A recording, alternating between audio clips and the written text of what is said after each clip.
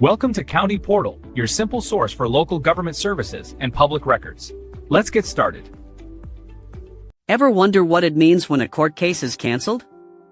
You see a case on the court schedule, and then poof, it's gone. The word canceled isn't an official legal term, and it can mean very different things, so let's break it down. Most often, when a specific court date is canceled, it just means the hearing or trial has been postponed. This is called a continuance. The case isn't over at all, it's just been pushed to a later date. This happens all the time. Maybe a lawyer has a scheduling conflict, a key witness is sick, or both sides need more time to prepare evidence. So, a continuance is just a delay, not a final ending. But what if the entire case is canceled? That's usually what people are really curious about. This is typically called a dismissal. A judge can dismiss a case, or the parties can agree to dismiss it. Now, this is where it gets important. There are two types of dismissal. The first is a dismissal without prejudice. This means the person who filed the lawsuit, the plaintiff, can file the exact same case again in the future.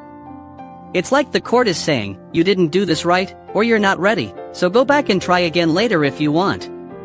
The second type is a dismissal with prejudice. This is the final word.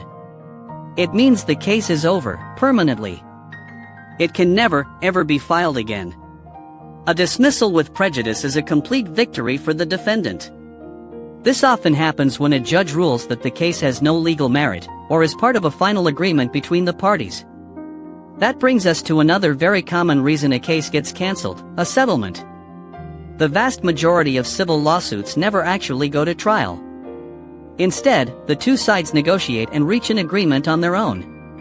The plaintiff agrees to drop the lawsuit in exchange for something, usually a sum of money.